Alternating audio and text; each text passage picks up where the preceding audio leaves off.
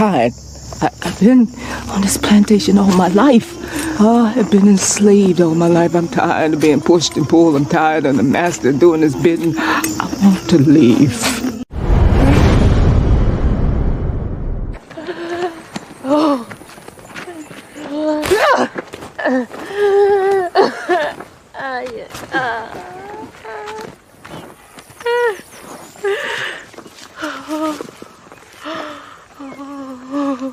You done this to yourself, Pats. Okay, Shalom. Can you hear me, brother? You know why we not afraid? What? He's great in turbulence. Y'all think it comes back in all peace? You got another thing coming. But we out here fighting for our brother. We ain't marching saying, yes, we can. No justice, no peace. Let's fight for your sons and your daughters. I'm not rap too tight. Got 400 years on my back. I'm angry dog. I'm black like that. Won't contact with you whites. And all the niggas I stand here with, they share my same sentiment. I'm fucked up tonight. Won't kill my brothers no more. Want all the smoke, motherfucker, popo. This is my battle cry.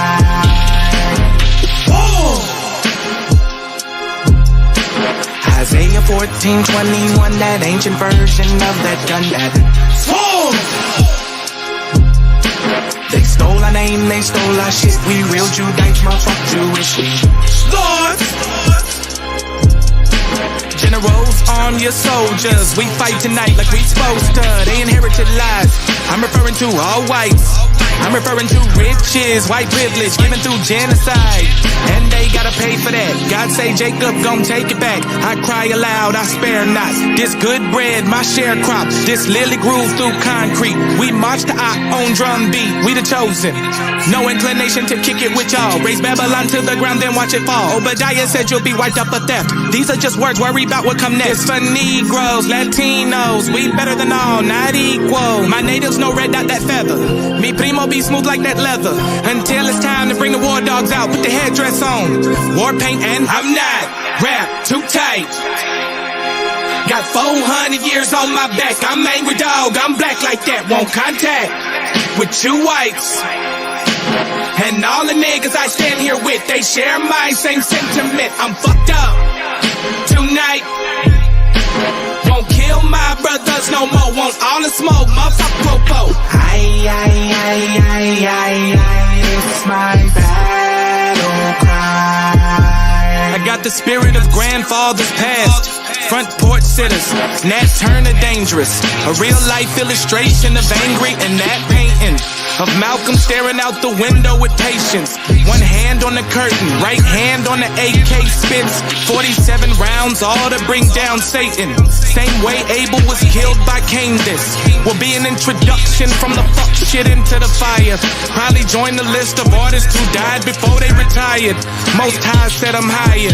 Sire will never spit a line aimed at my kind. Less meant to uplift. Toughness will be redefined in my rhymes. A squad of men with the spirit of God, with an affinity to point their weapons not at the brethren but at the enemy. Khaki colored kids, baptized in the flames of combat fashioned. In the trap we escaped, our fate was to be great and noble. Moses reincarnate, so be hopeful and know I bring word from A and O to Pharaoh and white folk. Let my people go, cause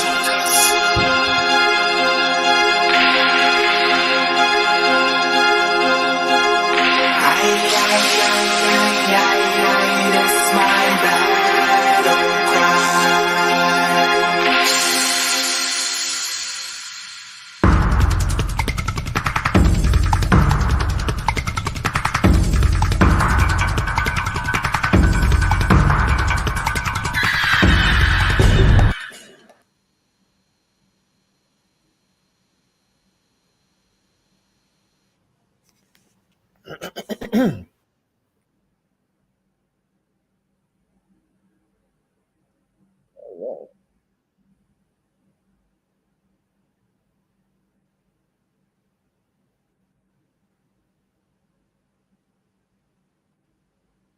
Okay, most bless. I'm having a bad connection here.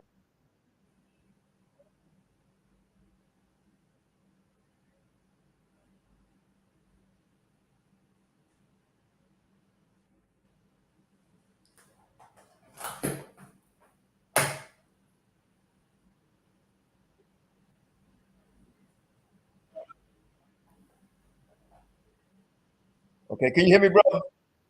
Absolutely. Can you hear me? Yeah, I don't know what's going on. We're having a real horrible connection here. Because let me do something here.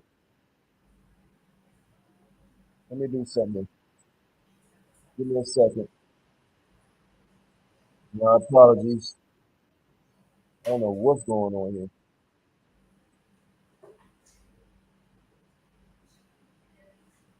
My apologies. I don't know what's going on.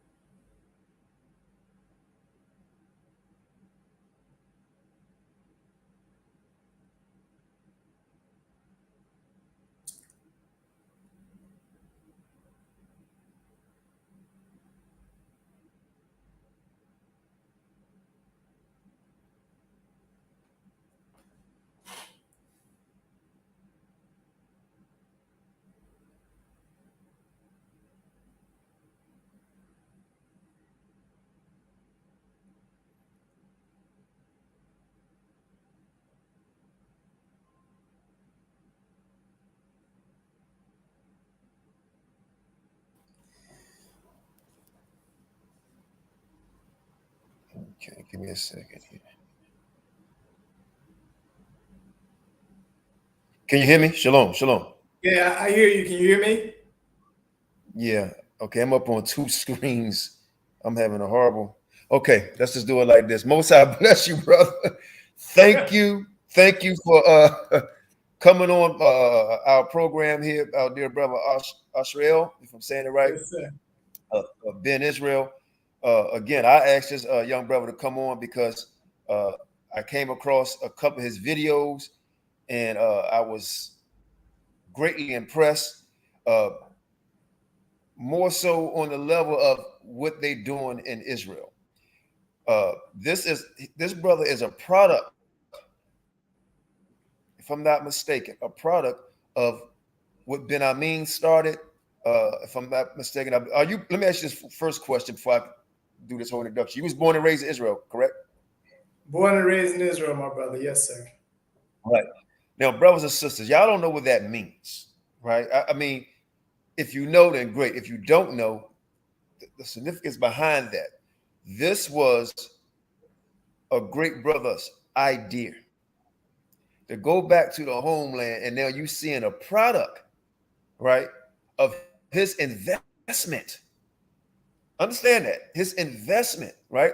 And this brother understands what that means, right? Right? Because not the struggle, but the fight continues, right? Not the struggle, but the fight continues. And Yes, sir. I was so impressed about what's going on all over the world about we waking up. But this is a product that don't get enough attention of what happened, right, in Israel. So I'm gonna introduce the brother. I got a few questions for him, and I'm gonna let him go in. You understand? But thanks again, brother, for coming to the show. You can introduce yourself. You can open up with a couple of comments, whatever you want to say, and then we'll get to the interview. Most High bless. Thanks again. Brother, I want to first of all thank you for having me on your platform and seeing it fit to allow, the voices of your people to be heard wherever they may be worldwide. And I'll be remiss, obviously, if I didn't give all praises, honor, and thanks to the God of our fathers, Abraham, Isaac, and Jacob. And I'm happy to be on the platform to be able to engage with our brothers and sisters, whoever may be viewing wherever they are in the world. My name is Ashriel ben Israel. And my name means Yah, or God is my happiness, and approved by God. And so my job is to continue not to fight, like you said, and not to struggle either, but to allow what it is that we developed here in Israel to proliferate all over the world. Because it wasn't an idea of His Excellency, my spiritual leader and father, Ben Ami, to just come to Israel, to just repatriate back to Israel. That wasn't the initial intent. The intent was to return back to the land of our fathers and to reestablish the long-awaited kingdom of God. And so some people may look at it in a theological or mythical sense, but I look at it in a very practical sense. That simply meant to come back to Israel and to reestablish a nation or a community first that'll grow into a nation, that'll grow into a world, that will allow us the ability to once again practice the principles of love, of peace, of unity, of family, of community that we didn't have for so long. And so I'm a product of that environment. And when you say being born and raised in this community is going to grow into a world, is going to grow into, or just going to grow into a nation that's going to grow into a world, what does that mean for me? That means, Elder, that I have never experienced a drive-by shootout in my life. That means the same friends that I've had when I was born, they're still my friends today. That means that I'm matriculated through a system of education and dedication that I was mostly taught and dedicated in the ways of our fathers by people who look like me. That means that I was given the tools to be able to deal with the life, not only in Israel, but in the world, and the understanding of the pride that we should have in who we are once again, and not trying to be like other people, because it's always been that Israel always wanted to be likened to the other nations. But we were taught to take pride in who we are, because now, when we were in the diaspora, then we were singing and hoping and praying to return back to the land of our fathers. So we sang about over Jordan, and we sang about Canaan's land, and we sang about where Yeshua or Jesus walked, and we sang about I looked over Jordan, and what did I see coming forth to carry me home? A band of angels coming after me, coming forth to carry me back home. Well, we home now. And so by us being home now, there's a job that we have to do now, and that's not to leave our brothers and sisters behind who are not yet home. And yet home doesn't mean just coming back to Israel, but it means allowing ourselves once again to be, first of all, released from the slavery, the mental slavery, the 400 years of captivity have put us in, and trauma, and allowing ourselves once again to reestablish ourselves in new ideals, and to take on the responsibility of allowing ourselves once again to determine for ourselves who we are and not allow other people to determine who we are. And so if that means that we need to establish institutions that would allow us to do so we can be self-sufficient, then that's what we'll do. If that means that we'll look around and we see, okay, we don't have any men of big affairs, or we don't have anybody to represent us in the higher hierarchies of the world, and that's what we'll develop for ourselves. If that means that we need to grow our own food, then that's what we'll do. If that means that we need to establish our own school, then that's what we'll do. So, Elder, I'm not talking to you about nothing that I have read anywhere, and I'm not talking to you about nothing that I've heard by anybody. I'm talking to you about my life. I'm talking to you about the fact that I was able to be raised in a community, in an environment that allows me the opportunity to be myself, and it allows me to take pride in this. I was raised in a place where people came from all over the world to come and see what it is that we built here. When we talk about the Whitney Houstons of the world, we talk about the Winnie Mandelas, and we talk about the Stevie Wonders, and we talk about the Mari Stoudemire's, and we talk about the SCLC leadership, and we talk about Martin Luther King III. All of those people came here to see what we built here in Israel, not because there's a big group of African Americans living somewhere outside of America, but they wanted to come and see the spirit of what it is that we represent here in Israel. And so that's what I embody. That's what I have been given, and that's what I represent. Hey, brother, that was a great introduction.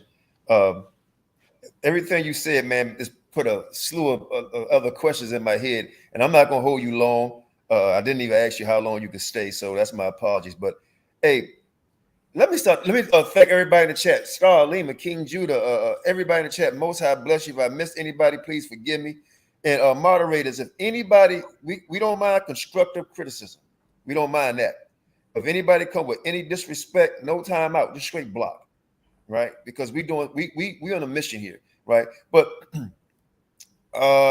before I go into some serious questions, I don't know what made this come. Well, you just made this come across my mind.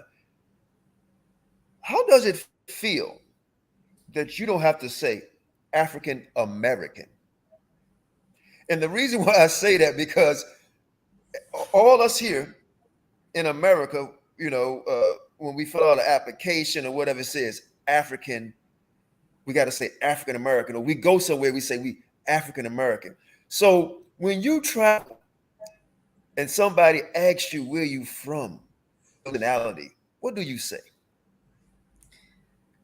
In Israel, I almost don't have to say nothing. They just look at you and they know who you are, because we have that kind of juice now in Israel after 56 years of what we've established here and what we've built here in Israel. So we gain, that type of that type of respect here in Israel. But when I go in any place else in the world, or even in Israel, places that people may not know me, I say I'm a Hebrew Israelite. And I say I'm part of the Hebrew Israelite community of Dimona, to make it very, very distinct and very clear. And when you ask, what does it feel that I don't have to say African American? Well, Africa and America are two continents. And so just like you have people in America who can identify with countries that they come from, because they know that they know where their roots are from. And I think the only people who are fighting still to understand where their roots are from are the Black man in America. And so when I say that I'm a Hebrew Israelite, then that means that my nationality automatically connects me back to the land of Israel, and it puts me in direct line of divine with my ancestors, Abraham, Isaac, Jacob, and all the other ones who came through that line of divine. And so when I say that I'm a Hebrew Israelite, then that connects me automatically to a land, which is Israel. That connects me to a culture, which is the Hebraic culture. And that connects me with my language once again, which is Hebrew. And so it's a sense of pride to be able to once again say who I am and not allow other people to define who I am, as we have been experiencing for longer than 400 years. Hallelujah, brother. Great. Before we go into the difficult questions, or what's the goal? What was it like growing up in Israel? I'm still growing up in Israel, so I haven't stopped growing up. I don't want you to make me an old man yet, Elder. Hey, it's stages to life. It's stages to life, but we are at an intermediate stage now, but we still have a lot of growing to do. But it was amazing. It was amazing to grow up in this type of environment where you only could hear about the things that the parents and those who preceded us, what they experienced coming from America. And so it allowed me to be able to understand also how blessed I am that I didn't have to experience what they experienced in America. And I didn't have to try to understand the reasoning behind them needing to come back home after 400 years of absolute brutal chastisement in America. And so a young person growing up in this kind of community, that means that I don't have to be worried about nobody kidnapping me, and my parents didn't either, because we all looked after each other. I could go and eat in anybody's house without even, asking. We grew up without needing to lock the doors. No doors on the no locks on the doors. I grew up fully vegan, so I never knew what it was to eat a dead animal, expecting for something live to come out of it or to revitalize my body. I grew up understanding the importance of unity and familyhood, because it wasn't always easy, financially, socially, growing up in an environment in Israel where you weren't always accepted, and we had to do for self. And so it just gave me another sense of understanding of how great of a job my parents did in returning back to the land and establishing such a community, because it allowed me to be free in every essence of the word. Whatever free means to anybody, wherever they may be in the world, that's what I experienced coming up as a child in this community. And so I feel that, when I move around now, I move around with a sense of pride. I move around with a sense of knowledge of self.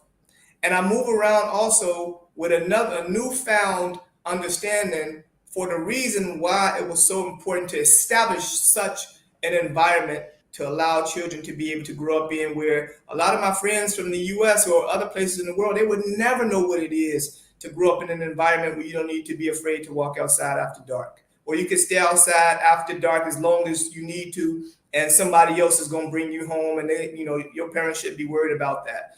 A lot of people may not ever understand that, but I do. And I'm appreciative of the sacrifices that were made for me to be able to grow up in that type of environment. And so I look forward to, raising my children in such an environment to allow them also to be able to experience what I experienced coming up in the village of peace in Dimona. You said something that a lot of people say here in America. And I was talking to a dear brother, Prince, the other day, and we was talking about community and village. And people in America always say, especially Black people in America, so-called Black, we say, "Oh, my community," or we say hood, and or the ghetto, Now, I haven't been there, but I've got a lot of work. You actually have a community. And before you go into telling us about the community, one more question about yourself before we get down to the nitty gritty. Like my brother said, the nitty gritty, the questions here. Right. Your education, how was the educational system? How was it for you guys? Was you homeschooled? Did you go to the schools there in Israel? Because I see a lot of books behind you. And I always ask people the question. I see books, and sometimes people put the books back there, but they ain't read one. So can you name some of the books, your educational level? How was it going to school there, or was it homeschooling? Up until 1993, majority of the children of the community were homeschooled. And we established the educational institution called the New Kingdom School in Holiness. And part of the reason why we needed to establish our own educational system, besides the fact that it was important for us to educate our own children and to, shape the minds of the children so they could be able to have what it is that they need to be able to deal with the world, but not only deal with the world, have a very clear understanding of self. The Israeli institutions just didn't want us, right? They didn't want us to matriculate through their educational systems. And so we said, no problem. We'll go ahead and establish our own. But now, not to say that it was easy though, Elder, because it started off where, children woke up in the morning and needed to transform the kitchen into a classroom, right? Just a bunch of people sitting on the ground and learning. Or you go outside, in the hot or in the cold, and, with a chalkboard, you sit on rocks, and that's how you learned. And up until 1993, when we established the actual school, that's called Achava, or the Brotherhood School, then from that point, Big Brother is in the building. Yes, sir. Well, what's going on, you ambassador? Hey, we in there. I'm just giving them let me finish this point. So we established it. What you talking about, the Kingdom School of Holiness? Hold on. Yeah, he talked about. I don't want to lose on the go ahead, because I want to get the second part of that question. Go ahead. I'm sorry, Prince. Right. Go ahead. So so we established the Brotherhood School in 1993, which allowed now for us to have not only the institution in theory, but we also had building and classrooms to be able to now allow the children to have a more, comfortable and conducive environment to study and to learn in. And so we were taught in these schools. I was born in 1991. So once they established the school, I was already 2 years old. So I was able to start, my first grade in this newly established school.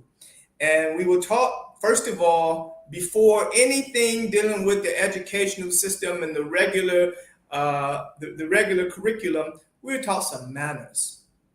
We were taught to say, there were 4 words, Elder, that they taught us to remember and to use in our daily lives. And that was shalom, which is peace, slicha, which is excuse me, bavakasha, which is please, and toda, which is thank you.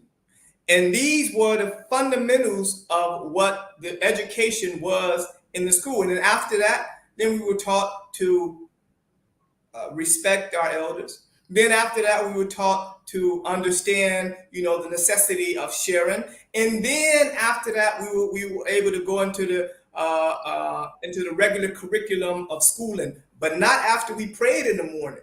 We prayed in the morning, and then we started our regular day routine in school. And so it was something unlike anything else that they have ever seen in any other place, in any other school in Israel. And so people wanted to come to see what is it about this school that that is producing these type of children who are so mannerable, who before anything dealing with the pedagogy, we had fundamental principles of life. And so matriculating through such a school, all of these books are good, right? And I've read the great majority of them. But having all of this knowledge and not having fundamental principles of life won't get you nowhere. Because I know a lot of very intelligent fools. I know a lot of very intelligent people with no fundamental ability to be able to relate to human beings. And so those were the first things that we were taught. And then we were taught these things. And so it allowed us to have a healthy balance between the two. No doubt. Hey, look, I appreciate that. And I asked that to lead up to the question. Before I lead up to the question, I want to welcome my dear brother, Prince Charlandine, in the building. I called the brother up, the brother Israel, for the interview, and he called the prince and said, hey, is this cool on this channel? I don't mind the smoke. I can take it, but what's going on over here? So he's like, he said, hey, what's popping up there, man? Lord reached out to me, so and the Prince, man, Qanath and them cool, man. That don't mean we're gonna ask you no tough questions now, but, and I know you really I can see you born that way. Hey, Prince, you want to say something real quick before I finish this going to this interview? Absolutely. Foremost, I give all praise and honor to Yahweh, the supreme intelligent power of our forefathers, Abraham, Yitzchak, and Yaakov, those striving for righteousness' sake. I say into the family, it's definitely an honor to have Ambassador Ashriel, real close comrade of mine, my brother. You know what I mean? We go back like shell top Adidas. I mean, this is the man. If you want to know anything when it comes to modeling Demona geopolitically, this is the man. The spirit's been moving because I've been seeing you, Zaquan, you moving.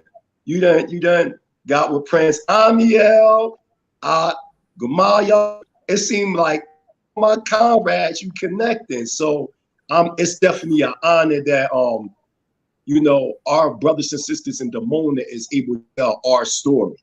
And that was one of the things I feel as though that was lacking on social media, was us telling our story, and it was like I was the only one telling the story. So for a long time, the crew was like a shadow. A lot of people heard me talking about the crew I had, but they didn't see anybody. So again, I'm definitely proud of this young man here. He's a true revolutionist in the word and in deed, and I ride with him. So one of the things that I respect that he has done and spearheaded to counter the deportation of some of our brothers and sisters kingdom. And one thing about this brother, like he said, he showed you all the books, and he said you can have all the knowledge in the world, but if there's no application with that knowledge, then the books don't mean nothing. And I can tell you through witness accounts that this man is about everything he say, and I co-signing 100%. Matter of fact, 1,000%. But this is his interview. I'm here, and I want the brother to shine on this interview. I'm just here to back him up and support him, along with you, Zaquin Qanath. So you definitely need Lions Den. Even though, brother, you may get some Lions Den questions, you get some lion questions, but you say, yeah, no doubt. We, and that's healthy because, in life, I always told my children, life ain't easy. You know what I mean?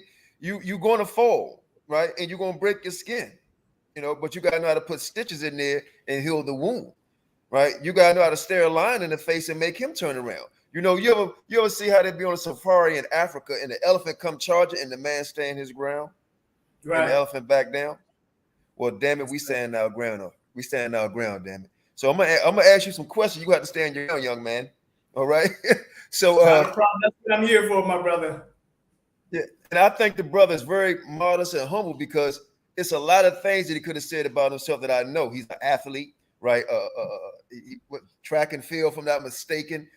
He's had many interviews, not just the one he's having here. Quite frankly, on bigger stages than this one. But this stage here is to bring some information about what's going on in Israel and what you guys are doing all the world to the diaspora here in America on this channel. And so again, we appreciate that. So I understand. I heard you do an interview not too long ago, and you were speaking the language that a lot of us can't speak here, right? So if you can say something, because see, this is why I think it's important that we know everywhere we go, we know how to speak that language. That's important, right? Because we can't have no communication dealing with trade, right? Enough. We have to understand the people that we're dealing with and speak what they speak.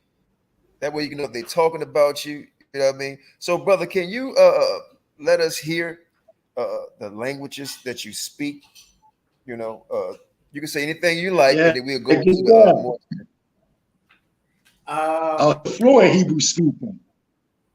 Well, I do. I speak Hebrew fluently as a first language, and also English, and I'm working on some other languages as well. But I'll just give you a bit in Hebrew. אני רוצה להגיד לכם שאני שמח להתארח פה אצלכם בתוכנית, ולאפשר לי את ההזדמנות לבוא ולייצג את הקהילה שלי, לייצג את העם שלנו בכל העולם, ואני מקווה שילך טוב. And what I said is that I'm honored, and it's a pleasure to be featured on your channel, to allow me the ability to represent our community here, and also to represent our brothers and sisters worldwide. And I'm very hopeful that it's going to go very well. No doubt. Okay, so here go the first question, and then here go the first question. Who are some of the leaders that you admire and learn from, not just in Israel, anywhere in the world? And I don't care what nationality they are, but your primary sources of leaders that you got this from. For me, it don't matter either. I'm looking at leadership in terms of not only their leadership qualities and abilities, but the service to our people worldwide.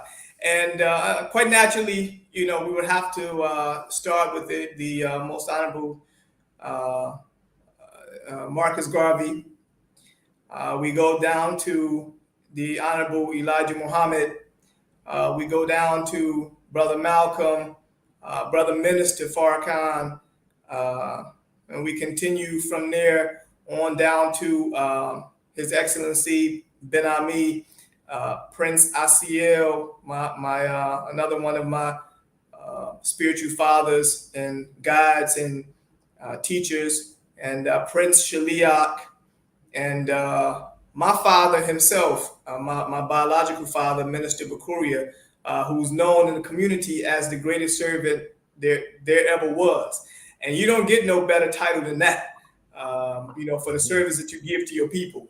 Then you also have, the greats over in Africa, Kwame Nkrumah and Jomo Kenyatta, and we'll continue on through, the great Dr. Ben Yochanan and the other elders who I may not know all of their names like that, but I read a lot of their information, a lot of the literature, and kind of follow, the foundations that they paved, that they kind of laid out for us. So these are some of the great brothers and sisters. The Malcolm Minister Martin Luther King as well. He played a great role in my understanding of the importance of of the knowledge and wisdom of wartime.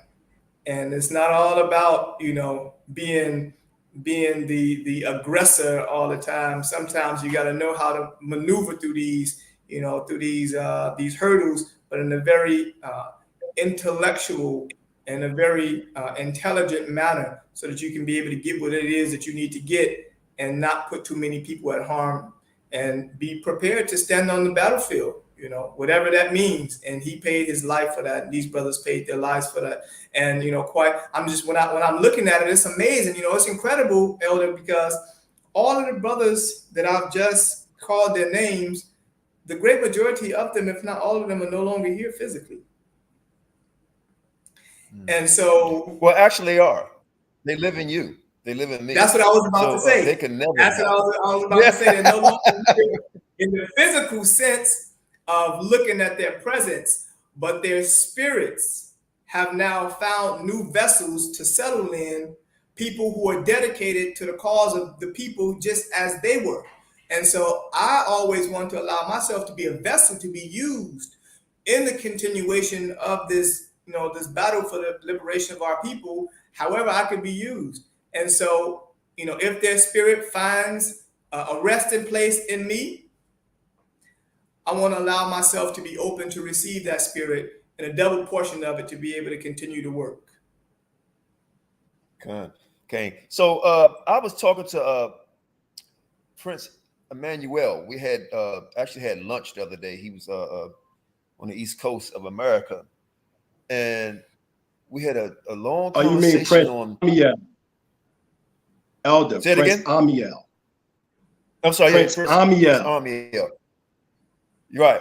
And we had a nice lunch, him and I, my wife, and we were just talking about, I guess, politics and and just regular stuff. It could have been football or whatever. But we got on the conversation of how we should move as a people. And I said, well, I look at us like water or ocean. And you had the top of the ocean, right? And people usually swim on top of the ocean. Everybody sees the water on top, right? Right. But the part that's doing all the work is the current, and it moves fast and it's strong, right?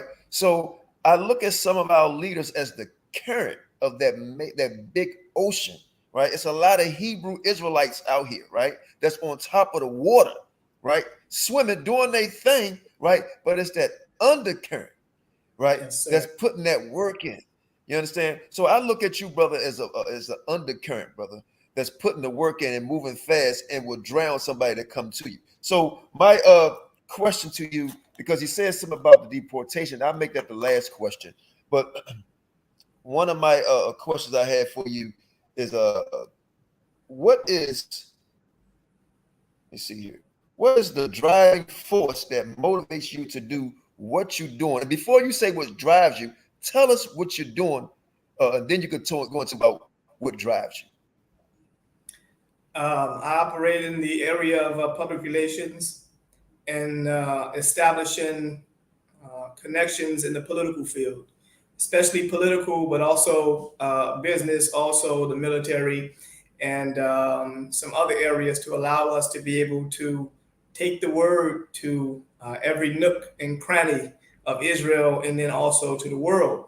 And we want to build those bridges with our brothers and sisters, whatever color they may be, whatever background they may have, whatever knowledge base they may be found in, and whatever community they may be a part of. At the end of the day, whoever is willing to lock arms with us to move forward with establishing a new reality for our people. So we want to establish those kind of connections with them. And so I operate in the political field. So yes, I do frequent the Israeli parliament at least twice a week. I do have friends who are ministers in the Israeli government.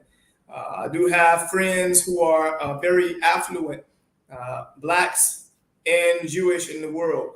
I do frequent the media, the media channels quite often to bring this word. But also, the work that is not seen is the work of building community and sitting down with those who we disagree with, looking at what we can agree on and putting in the work on the basis of what we do agree with. Speaking to various community leaders and representatives to see what is it that could be able to unite us in our vision and moving forward and actually establishing some very, very great projects that we're working on right now with the various communities. I want to take this word of the community not only to our people, you see, because even in the Bible, Yeshua said he was sent to the lost sheep of the house of Israel, but not just to the lost sheep of the house of Israel. We have to take this to the world, because the world have to hear what it is that we have to say, and we can't be stuck in Dimona or in Chicago or in Atlanta or wherever we may be in the world. We have to take this word from China all the way to the west coast of America. We have to take this word all the way from the north all the way down to South Africa. Everybody needs to hear, what does it mean to be a real, true, free person? What does it mean for you to be dedicated to the freedom of your people worldwide? And so that's part of my job, Elder. That's part of my job, to deliver this word to our people wherever they may be, on the basis of what it is that I live. I didn't establish this community. I didn't come into this community. I wasn't reading about this community. I'm talking about the life that I live. And I'm giving a true and living example of what a community like that could be able to develop and build for our people if we just dedicate our lives now to putting aside all of the disagreements that we have and to start trying to build on the fundamental basis of what we understand to be good and right and true for our people. And that's part of my job, to take that word to every nook and cranny of this world.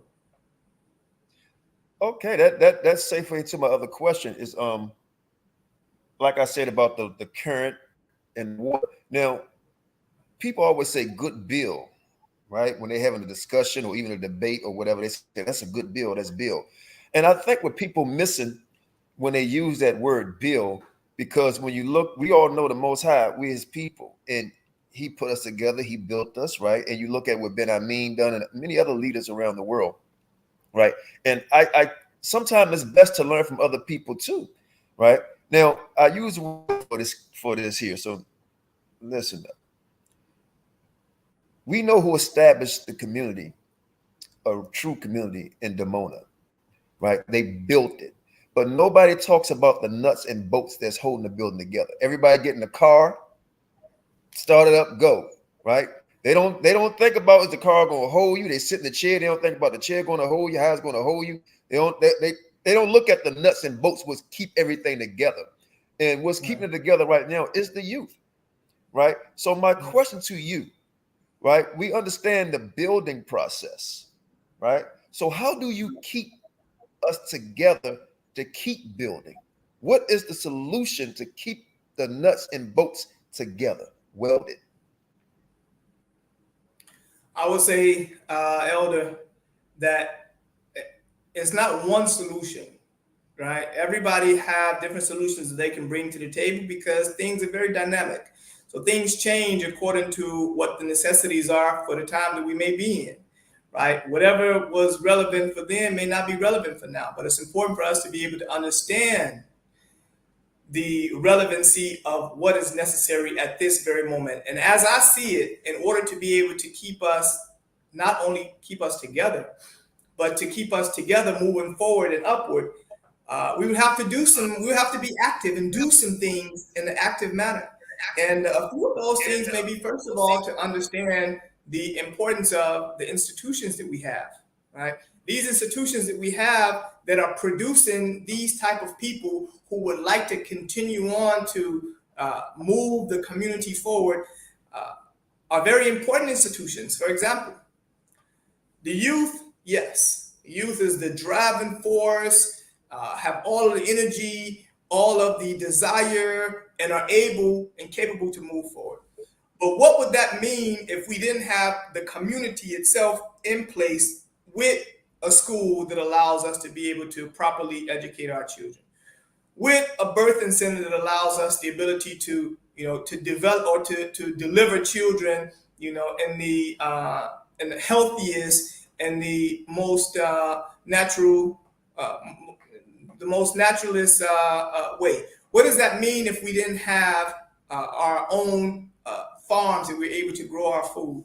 What does that mean if we don't have houses that we're able to actually call our own? What does that mean that if we don't have a place to bring the people back to and say, okay, this is part of not only what we built, but this is just the foundation of what we built, and we take that and we could be able to go any place in the world and remodel after what it is that we've already established right there. And so I know that you mentioned earlier about the fact that in America, our brothers and sisters call, our areas of residence, our hoods, or our communities. But a community, a community don't mean that you just live in close proximities to somebody else, and so you just automatically establish that as your community in your mind. But it has to be a group of people who are dedicated to the same fundamental principles, right? Everybody is actually following that same line of divine in terms of their understanding and what they would like to accomplish. And so that's why you don't see in the community here in Israel, for example, you don't see a lot of you don't see the killing rates and all those things that you may see in other places in the world. And my question would be that if we have those kind of communities in the world, then how come we are fighting and killing one another? Because you wouldn't do that to your brother or your sister, somebody who you actually consider as part of your community. And so going forward, Elder, I would probably say that a few important things would be, first of all, to start understanding that we have to rid ourselves of the mental shackles that are still on our brains that prevent us from being able to see how we could be able to connect to one another on the basis of what we believe is good and right for our people. I would say also taking those institutions and building those institutions up so they can be able to serve our people. Taking professionals who are proficient in whatever areas they want to work in and putting them in those institutions to allow them the ability to be able to move those institutions forward. Taking the young minds who are able to adapt to how the world is moving today and to be able to understand what is very important and vital for this moment to allow ourselves the ability to be right on time with how the world is developing, and so we wouldn't be left behind. I would say also us being able to understand what it is that we have, to appreciate that, and to build on that foundation. We don't have to reinvent the wheel. We already have everything that we actually need. All we need to do is just build on the foundations of what has already been laid for us. And then once we do that, it'll be easy to tell somebody, okay, we've been in America for 400 plus years.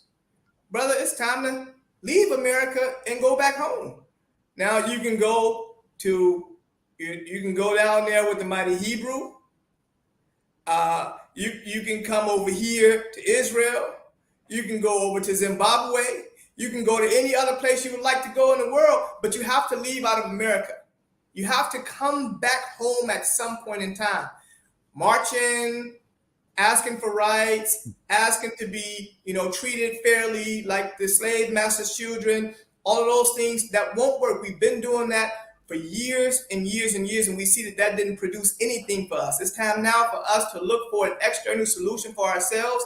And I would say, as far as the young people, wherever they may be in the world, especially in America, the idea has to be now, how do we go and establish or remodel ourselves after a world that we see that we would like for ourselves? How do we go and establish that in other places in the world that is not America, and take once again our glory back into our hands and allow ourselves once again to rise into the character of the men and women and the brothers and sisters that we were born and raised to be, as opposed to just another Negro, another black person, another nigger, like they call them in America. And you just, you don't have any identity. You don't have any connection to nothing. You just moving around trying to understand what's the next step in your life. And that's why 70% of black people in America today, for example, suffer from, from anxiety or depression or whatever it is, because they just can't find themselves in that system. And they know that that's not where they're supposed to be, but they just have not yet found another solution for their current situation. And as soon as we provide to them a new solution, then I'm sure then they'll be able to attach to that, and all of those mental ailments that they're experiencing right now, because of them understanding that this is not what was built for them, and this is not the place that they should be in. As soon as they get that extra opportunity, I'm sure that that'll change a whole lot in their mental concept of how life is supposed to be, because life definitely isn't what they're experiencing right now. No doubt. A great answer. Before I let the Prince come in, I'm going to ask a few more questions, and we can start building a little bit. And then I'm not going to hold you for so long because I don't know how much time you have again. Now, it's two factors that we're against or up against. How about that? One is something we need, but some of us have it and don't want to help their people with it, and that's money. Two is something that we're up against, is the power to be in influence. Because to influence someone is a big tool and know how to do it, right? Leaders, yourself, Prince, myself, we know how to influence people, right? I believe this is one reason why the Most High chose us, right? Because we know how to influence and for the good.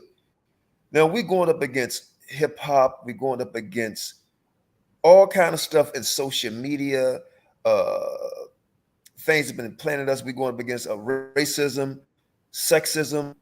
It's a lot that we going on. We fighting each other, and everything you say, we do need that. How do we stop the infighting? How do we? Because it's not only affecting our children. This screen TV I have behind me on my wall, right? I hardly ever watch it, but you have all kind of things that's going on that's not going to really contribute to the development of the mind and the things that you're talking about doing. Because these institutions that you're talking about, we have to put the children in them places. How do we get them there if that's not what they want to do? Because some want to be basketball players, football players, soccer players, entertainers, right? Movie stars. They want to do all these things. How do we get rid of that negative part and then also bring in that revenue? I know that's a 2-3 part question. I'm sure you can handle it. I'll say this to you, brother. Every one of the young people, and I'm talking from experience, they want to be a part of something that they see has presented some type of success. And so when you look at the athletes, they seem to be successful. Everybody know them all over the world. They're making, a boatload of money. They got all of the finer things in life.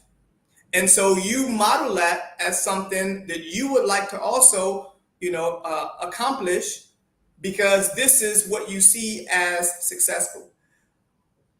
You see the brothers and the sisters in hip hop world, seemingly they're successful because they have the money and they're in, very influential circles. And a lot of people look at them and listen to them, not because they connect to their message, but because they see them as, you know, as a model of what it is that they would like to achieve in their lives. And so all we would need to do is present a new voice and a new vision that will allow them also to be able to see alternative options. You see, most of the basketball players are playing for teams that somebody owns. And so my question is, what does the owner do? Maybe we can get in there and do what the owner does, right? We can own some of these things. Maybe there's another opportunity, another possibility for us to be successful in another area, because I know a lot of people who are very successful in a lot of other areas. For example, also Oprah.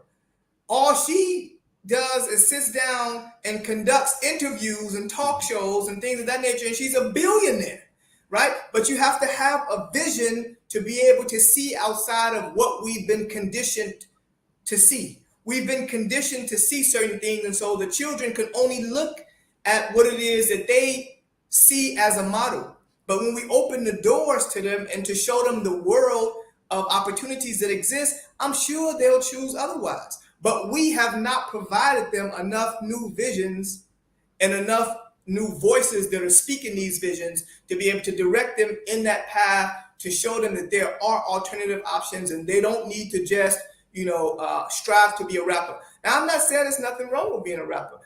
You can, if that's your passion and if that's what you're good at, then go ahead and follow that. But you may be one of the greatest scientists that ever lived. But if you don't follow your calling to be a scientist and you keep going into somebody else's calling because you see that they're successful in their area as opposed to you being successful in your area, then that will take you off of the path that has been made for you for your life. And when you get off the path that is made for you for your life and you get into somebody else's path, yes, you're trying to remodel yourself after them, but you may not be as good as them. I'm not 6'10" or whatever. So I'm not going to be in the NBA, but I have a mind to be able to think, to be able to see other opportunities for myself and my life. I have an understanding to know that I don't have to be in the NBA to become a millionaire. I can become a millionaire just by selling 1 million books for $1. However I do it, but I can become a millionaire. There are alternative options, but people don't speak about the alternative options enough. And so the only presiding idea of success is what the children see at the moment. And so, of course, they're going to model themselves according to what it is that they see at the moment until they have other options. And so let's provide to them some other options. Let's sit down and let's think about what it is that we need to be able to build this world, and bring them into the understanding of how important they are to the process. And then they will want to take part in it, not because it's my idea or yours, but because they see themselves in it and they see how important it is for them to be able to give their hand to make a change in the world. Everybody want to make a change in the world. Everybody want to be LeBron James, not because LeBron James is the best basketball player in the world, but because LeBron James has some of the best accolades of a basketball player in the world. And he, using those accolades, that put him into a position of influence that allowed him now to be the LeBron James of the world. Because there's a lot of great basketball players, but everybody is not a LeBron James and have that kind of influence. But the reason why he has that kind of influence is because the great things that he has been able to do using his talents and his abilities. So that's what we have to push the children into, to understand what are your talents and abilities. Let's help you develop that. Let's help you develop your passion, and let's put you in a position where you would be comfortable in being yourself as opposed to trying to remodel yourself after somebody else. And then you would be in the line of divine because you're in the line of being aligned with your purpose. I'm gonna make a statement. Great question, brother. Like my dear sister Lima said, that this brother overstands, right? And most everybody to chat again, Nehemiah, Neftali, Lima, Star, all of y'all. And for the trolls, man, obviously I don't know, but you said something in the beginning, and this what builds confidence because I see it in you. And this is the problem that we don't have in America. It's community, right? Neighborhood, and people don't understand the first word, neighbor. I'm sure it's a lot of people that's watching this program. If you live in an apartment complex or you live in a community with houses next door, I would bet $1 to a donut. You don't know the 5 people to your left and 5 people to your right. Last name. All right. If somebody never come out the house, you still should know that neighbor across the street from you if they come out 3 times a year, right? And this is the problem that we have as a not community, because we're not a community here in America, right? And a lot of people don't understand that. We say neighborhood, right? When we use the word village, there is no village because you don't even know you don't know the people. So I think that's part of it. And I was watching this program. I said, not a program. It was on I think was it YouTube or Facebook? It was something where these brothers was in jail and they'd be live in jail. And they said, well, we're not in here fighting. We live good. And them guys made jail seem like it was nice. I say, no, that's not cool. But what they taught or was teaching, something I hope they teach when they get out. They was teaching and not realizing, right? Because people was asking all kind of questions. Who's the man? Who's this? And they will always say this, you the man, right? They was uplifting one another, right? They would share, right, with one another. And you're 100% right. So if you want to land me back on that a little bit, then Prince, you can get in. The floor is open. Absolutely. Prince? Yeah, Kane. It's definitely a blessed opportunity to be here on F.O.P.E. Israelites. That's definitely something that we lack is community in the United States. And one of the things that we master in the moment is communication with one to another. Like when you go to the Kafar, the Village of Peace, there's no locked doors. Like, when you first go to the Kafar, and I know you know this, Ashriel, Ambassador, if you're a visitor, you knocking on the door. And people are like, oh, we don't do that here. You just walk right in. You know what I'm saying? And this is at everybody's house on the Kafar. Everybody's. Nobody has locked doors. Nobody.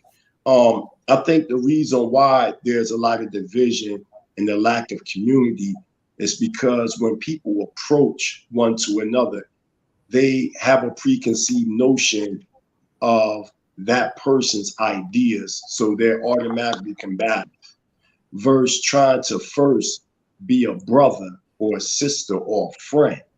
That's the thing that we lack. Even when you look at your to use it as a teaching tool, if we look at the comment board, you see those that are listening and those that are trolling. Now, the ones that are trolling already have a preconceived notion of what we acknowledge versus first becoming a friend. Remember how me and you first met, Elder, down in Washington, D.C., and you opened up your doors to me? You didn't open up your doors to me being combative. We sat down as brothers and we ate and we broke bread. I want to know, Shalom, Elder, how you doing? How's your family? How's your Isha? How's your children? This is how we supposed to knit with one to another. The philosophical part can come later, but there has to be first established a genuine brotherhood and a sisterhood. It has to be. And that right there, we have to come together in them terms based on all things in common. We both have loved ones. We both are inspiring ourselves to live a better, wholesome, holistic lifestyle. So the way I relate to people, and I think the reason why I've been so successful throughout Israel is because I look at the principle of what people acknowledge versus what became tribal, so to say. You know what I'm saying? So when you look at the principle of what people express, you can communicate much clearer. And I think the kingdom has become very effective in that. And one of the things that we were taught in the school of the prophets is that truth is that inherent power to produce the promised effect. And the ambassador, he knows this. So what we do is we identify the principle of truth.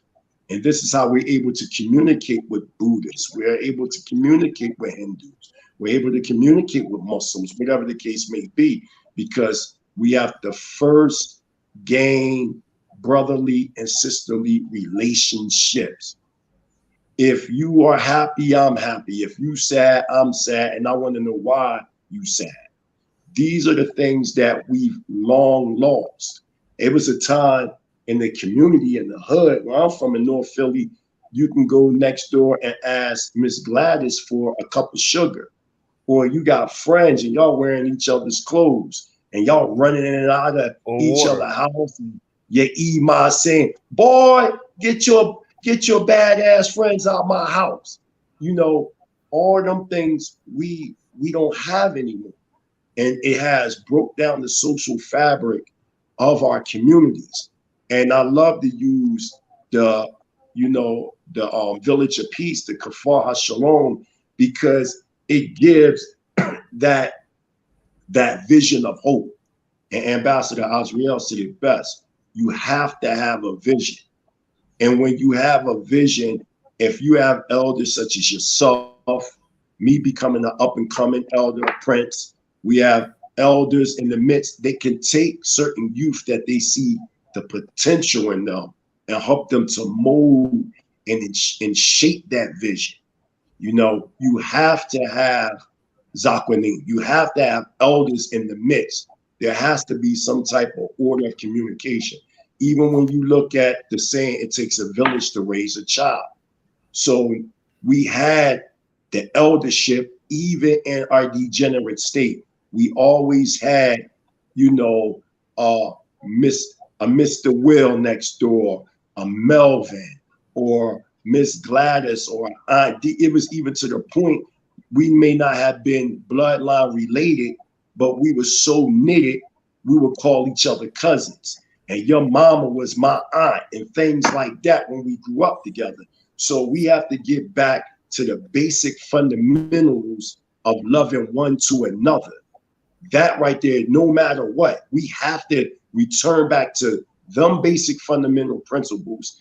And then as we develop and establish in that love connection, that brotherly love, that sisterly love, anything that's doctrinal indifference, it will socially correct itself as we're developing. Versus we're being argumentative. Naturally, we're going to have debates and different things, but it'll be a method of respect in the process because we learn to love one to another first, versus hating each other and debating. And then when things crumble, now we try to love each other. We have to first establish that brotherly and sisterly love. Thank you, Zachary. You want to say something, brother? You want to say something real quick? The prince knocked it out the park. So let me land me back on that, because the part when you was talking about community, all three of us, and as a child, I used to watch ants, and then as I got older, I read the Bible, and it talks about ants, right? And I see a snake. I wasn't afraid of snakes. I wasn't afraid of spiders. You're a young boy. I wasn't really afraid of anything. And I used to sit back and observe. And I'm gonna tell y'all something here, and y'all tell what y'all think about this. A spider web. Think about this. A spider web. Now you take one string when the spider starts laying the web. One string, it's easy to rip. Nothing. Right? But once that spider start putting all them webs together, right? It's strong, man. Right? It's hard. You be like pulling, trying to get a spider web off because it's a connection, right? And that's what we need to do worldwide as a people. Build one big web. And if you notice with a spider web, everything else will stick to it and get entrapped. But the spider is freely able to move around and go anywhere it wants to go. I use that analogy to say this. As a people and in a neighborhood or a village, we need to build that web as a people coming together, right? And like the Prince said, people in here trolling, right? And I'm not even angry at them people because they've been taught this. We've been taught to hate each other, right? Systematically, right? Dealing with religion, you name it, dark skin, light skin, straight hair, curly hair, big nose, big lips, small lips. We've been taught to hate each other and building that web, right? I feel like, brother, you're doing it right now, So let me ask you this question here. What do you see the future in the next 10 years for anybody that's 25 and up that's building this web, coming together as a people worldwide? How do you see it in the next 10 years and what you're doing and your organization is my organization? How do you see it in the next 10 years? In order for us to be able to see 10 years down the road, we have to start putting the foundations, laying the foundations today. And so in terms of, and I always like to look at things from a bird's eye view and then just lay out, for myself a plan, right? 1 year plan, 5 year plan, 10-year plan, and then allow myself the ability to be able to measure the progress that I'm making. And I measure the progress based on what it is that I have identified as the stepping stones. That way I know if I'm on the path or if I'm off the path.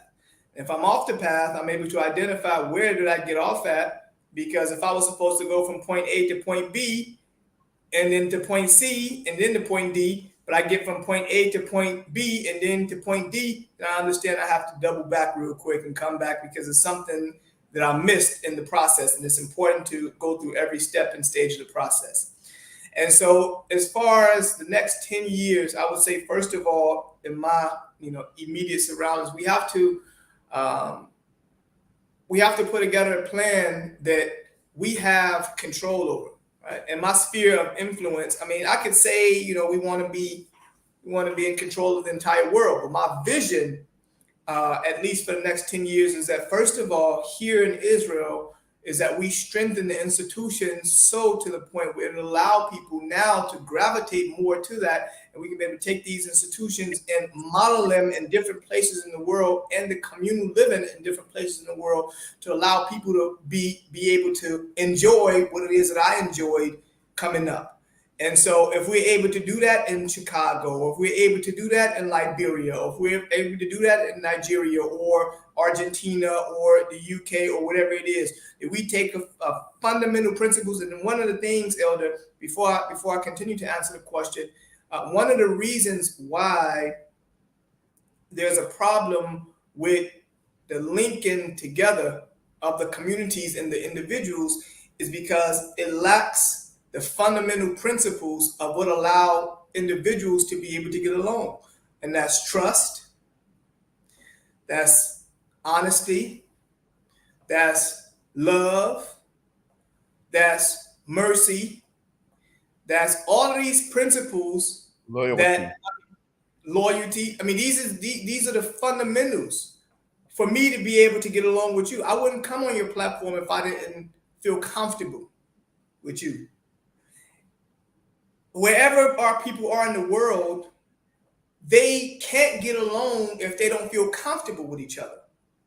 If they're not able to talk to each other, if they're not able to deal with each other, in a mental sphere, as opposed to resulting to other ways of being able to handle disagreements. If they don't have mercy and compassion for each other. And so our job would be, as my generation, to restore these fundamental principles into the midst of our people once again. That you could be able to feel comfortable with me because you trust me. Now, I'm not your neighbor just because I live right next to you, but I'm your neighbor because I have a connection to you. And then we take that neighbor, all of these connections of neighbors, and then we put a hood over it, which means that that's the protection of all of these people who are within this sphere. And so now we have a neighborhood. And so in order for us to be able to do these things, we have to restore these fundamental principles into the midst of our people and then build communities on those foundations, and then have another vision of what we would like to accomplish for ourselves as these communities, and then get to work for accomplishing what it is that we see. I may see one thing in Israel, but it may be a different reality in another place in the world. Now, you can build your reality on the same fundamental principles wherever you are in the world, and then we can link based on those principles because we have a connection, and we can take it from those principles and we can apply it also into our regular practical daily life. You need some money so we can be able to, deal in commerce, or we can deal in business or exchange or whatever that may be. You need professionals. So if you have an institution that is able to produce certain professionals in one area, then I can send my people to you. And then I have an institution to develop people in a certain area. You can send your people to me. We need representatives in certain areas of politics, and so we would have somebody in the mayor's office, and we'll have somebody in city hall, and we'll have some people as national representatives, and we may be able to even go higher than that. We can have some people who understand the importance of the fundamental ideas of spirituality, right? And so it don't make me a difference if you practice spirituality as a Christian, or you practice your spirituality as a Muslim, or you just as a conscious human being. That doesn't really make a difference to me. I want to know from you, how important is it for you to reestablish the connection of our people that we've had since antiquity with the God of the living? And so if we're able to build on these foundations, then that automatically allows us the ability to be able to connect across the board, wherever you may be in the world. And so 10 years from now is whatever we develop at this very moment.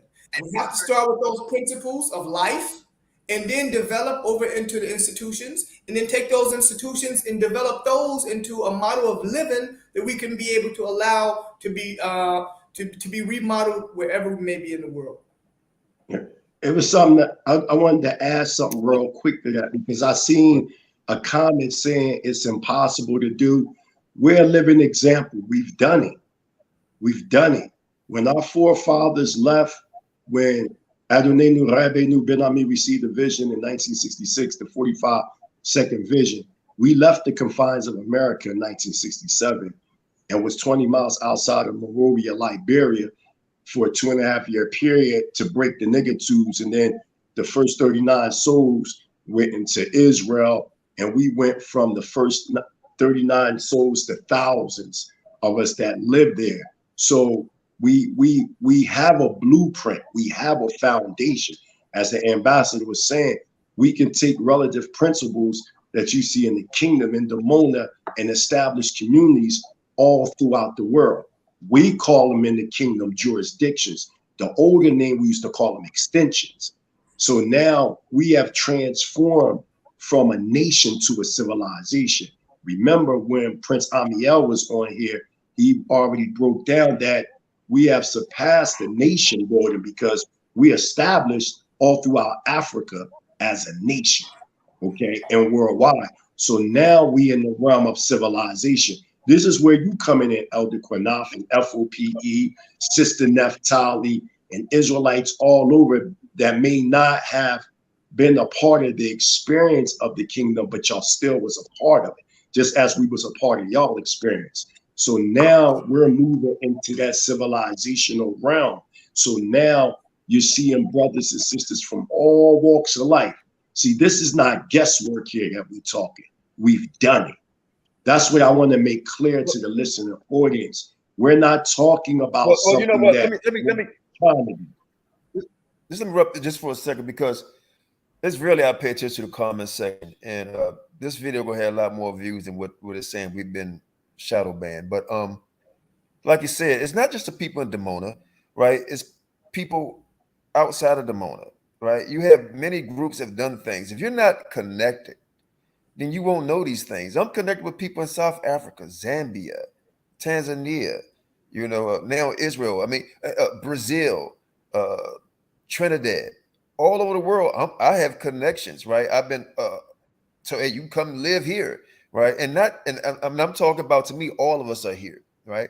But people who just maybe they cut grass for a living, some people may just be into politics, or they had a village, So if you think small, then you're gonna remain small. If you think big, then you will become big. The Bible says, "So if a man thinketh," right? So that's how I think. So that connection is already here in the naysayers that's on this line. For you to say it can't be done, then you're lying to yourself, because you are a witness to it yourself. That's why you on this line, to get this information, right? But you fighting your own demons. Let me make an announcement real quick too, and then I'm gonna make an announcement real quick. Just give me a second. Yeah. Elder Qanath. My brother Gamaria. Yeah. If I can say his name right, I need my glasses. Gamar Yahu. Gamar Yahu Ben Yehuda. He done a video yesterday.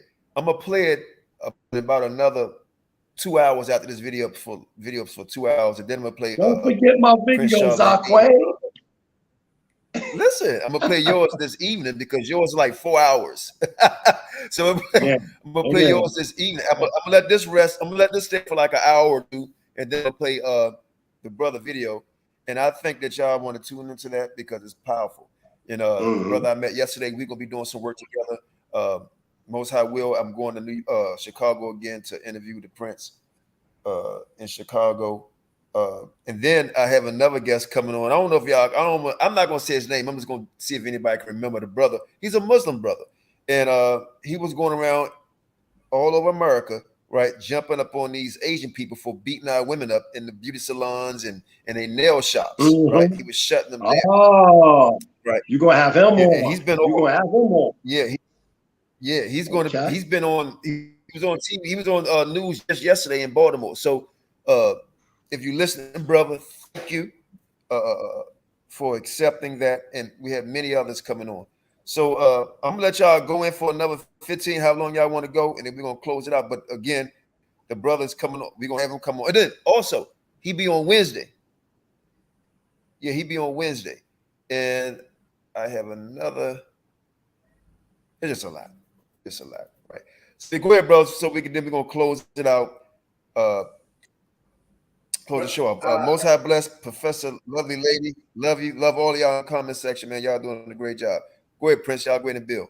And then we're gonna close. I don't want to say. It's we want to deal with the people who say that it can't be done, because the ones who already believe, we don't need to convince them to do nothing. But it's never been the people who already believed that we needed to work on.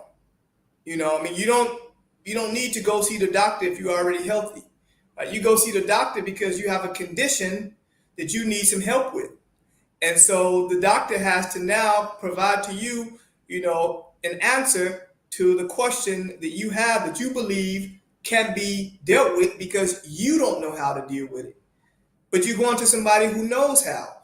We've built the community already based on the principles of what it is that I'm mentioning. And so I'm not talking about nothing that I believe that can be done. I'm talking about something that I am currently a part of, that I was born and raised into. And so I know it can be done. Not only can it be done, if whoever believes that it can be done, my only thing to them would be, okay, you don't believe that it can be done. Well, let's try it. Let's try it anyway. Let's try, like the brothers and the sisters from the Nation of Islam who go into the hood to talk to the brothers and sisters, to try, to establish those principles in the midst of our brothers and sisters. Let's get out there. I mean, most of the people who talk about what can't or can be done, these are the people who are not really active. Right? These are the people who are not taking an active part in trying to change a reality, but they have become content with the current reality because they've given up on the possibility of being able to change something. And so that's not a problem. Those are the people who we want to work with, because then once they see that it can be done, not only by other people, but that they could take an active part in bringing forth that new reality, then that will establish in them another type of confidence in their abilities to be able to bring something forward. And then they'll be the ones to go tell everybody else, look at what we have done. Look at what I've taken an active part in developing. And so I don't have a problem with the people who don't believe, because those are the ones who we need to get to be able to show them that they have the possibility and the ability to be able to bring forth a new reality more than what it is that they're currently experiencing. So I don't really call them trolls like that. Whoever have something negative to say, that's not a problem. I mean, we can talk on the basis of what it is that they feel that they can't connect to. And then let's talk about what we can connect to, because I know one thing. I know that it was before 1968 coming into Israel, you had brothers from the Nation of Islam, you had brothers from a Church of God in Christ, you had brothers from the Black Panthers, you had brothers from other organizations, and all of these brothers came together, with one idea, and the idea was to establish a new reality, and they came and they did that. Now, I'm not talking about, some of these brothers was, hard knock. Now, don't get it twisted. Some of these brothers, they was in the streets for real. You know what I mean? They thoroughbred gangsters, and they came and they're able to, to put all of that aside and to build with their brothers and sisters a reality that we can now use as a model for whatever it is that we're talking about. And so I don't talk about nothing that I believe. I don't talk about nothing that I think. And I don't talk about nothing that I just read or heard. I speak about what it is that I live.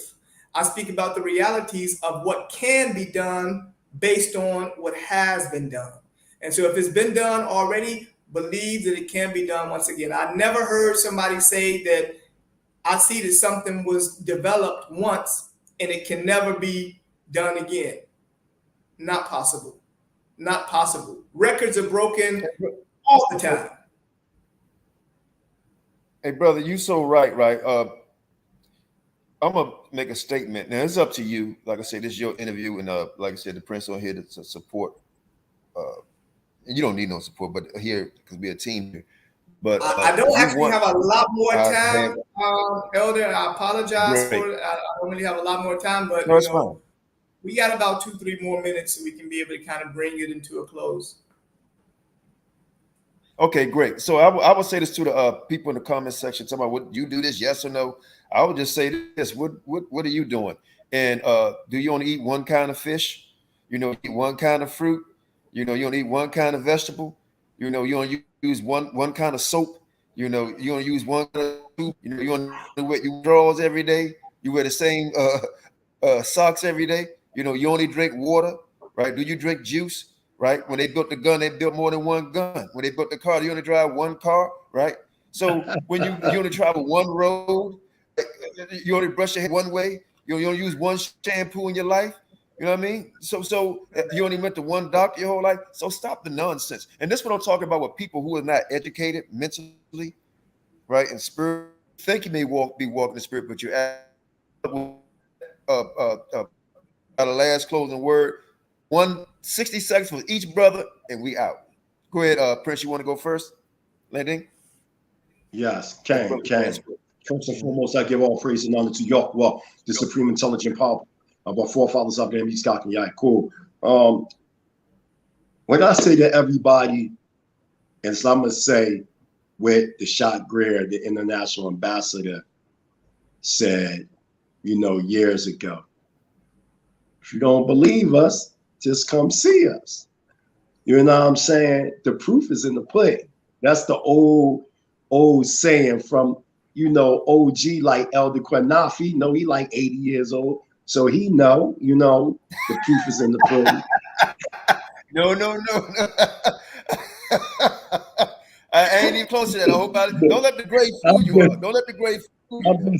No, y'all did that. You have gray hairs, but you look very young. You take care of yourself, But to say all that is, just come to the village of peace. Right. You know what I mean? You know, just come and see it for yourself. That's what I tell people. You know, when I come back from heaven, you know what I'm saying, and I tell the people I was in heaven, they were in the cloud. No, I'm talking about the kingdom and the Mona. Y'all have to come yourselves and see the work. We were able to develop our own institutions of higher learning, the Akbar Brotherhood School, the School of the Prophets Institute, developed by the late Prince Dr. Shaliat Ben Yakuda, original dean of the School of the Prophets Institute. We have our own birthing centers. We manufacture our own clothes. We grow in our own food. We're the things and so much more. You know, we have extensions or jurisdictions all over Africa and even jurisdictions in the United States. One of the main jurisdictions that came not too far from Elder Qanath in Capitol Heights, Maryland. You know, we have a jurisdiction there. And I mean, the list goes on and on. All we ask the brothers and sisters to do is just investigate it for yourself. You know, go type up the African Hebrew Israelites of Jerusalem and see what we're doing. That's all. Hallelujah. Elder, I want to just thank you for having me on your platform and allowing me the ability to be able to share a portion of my vision with your listening audience and a portion of my lifestyle with your listening audience. And my hopes and dreams and prayers is that we could be able to, on the foundation, on what it is that I've shared today, we could be able to build on that foundation and see what it is that we could be able to establish together. I'm about building, not building and talking. There's a lot of people that talk a lot. I don't. I'm about doing. And so anybody who's interested in doing for our people, then let's do for our people. And unless you're willing to do for our people, you don't have nothing to say. Because at the end of the day, the question is, okay, we understand what needs to be done and we understand what has not been done. But the question is now what will be done and who's going to do it. And so unless we, each of us, are going to raise our hand and nominate ourselves for the task, you don't have nothing to say. We all have a part in this work. And I'm not asking everybody to be, you know, the trendsetters and the ones who are going to lead the path. But all I'm saying is that if you don't want to, then get behind us. We'll do it, right? We'll move. We don't have a problem with running through the steel walls. We'll do it, especially on behalf of our people, because that's the kind of love that we have for our people. That's the kind of dedication that we have to our people. And that's the kind of faith that we have in the God that watches over us, that, as Prince Ashriel always told me, that the 5 stones that David picked up when he was up against Goliath was that my God cannot fail. And so I go with that with my life. I believe in that with all my heart, soul, and might. He hasn't let me down thus far, and he hasn't let us down thus far, and I don't believe that he's going to start now. So let's get to work. Let's work. And thank you again, Elder, for having me on the platform, and for my big brother, the great Prince, Mighty Hebrew, for being on with us, and and just allowing the people to be able to get a glimpse of how we see the world, and see on that basis what it is that we can do together to bring forth a new reality for our people. No doubt. Again, thank you for coming on, Prince, as always. Thank you for coming on, brothers, your time. Thank you for investigating. We're supposed to always investigate before you do an interview and everything, man. And I would say to the naysayers, right, I agree with you, but I would say this too. Our God is a vengeful God. He's a jealous God. And just like in Nehemiah said, he's a terrible God, great and terrible, right? So the ones that don't want to, I ain't gonna say jump on the bandwagon, but don't want to follow the reality of what we speak in truth, right? And brotherhood and sisterhood. I say I'm not afraid of nothing, but something I don't like. I don't like flies, because flies land on shit, right? And we don't build shit houses around here, right? So when them flies that want to keep flying around us in the comment section, right? It can't be done. Well, go fly on that shit that you building over there, because it's nothing. You building shit. We building something for real, right? We can stand on a foundation. So with that, man, my name is Qanath Yahawashi. F.O.P.E, for our people edification. Understand that, for our people. We're willing to work with others, but we about our people.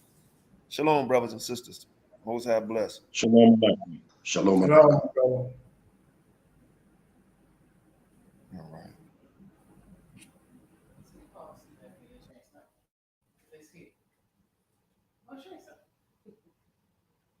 All right, I'll come out. We close out. The show is over.